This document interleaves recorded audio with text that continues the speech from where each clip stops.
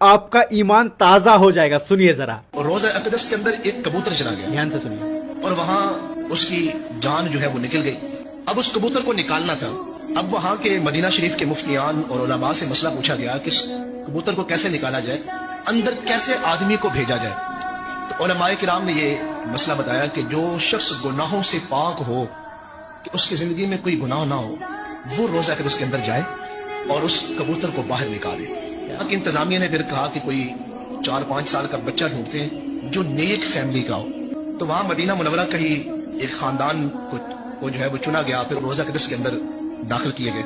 जब वो बच्चा कबूतर लेके बाहर निकला, उसने आके चीख कर 3 मरतबा कहा, वल्लाहि रसूल अल्लाह हय्युन, लोगों अल्लाह की कसम है रोज़ा अक़दस के अंदर मैं हुजूर को जिंदा देके आ रहा हूँ। सुभान अल्लाह, सुभान अल्लाह, तो जिंदा है वल्लाह। जिंदा है वल्लाह। इसे शेयर कीजिए तमाम मुसलमान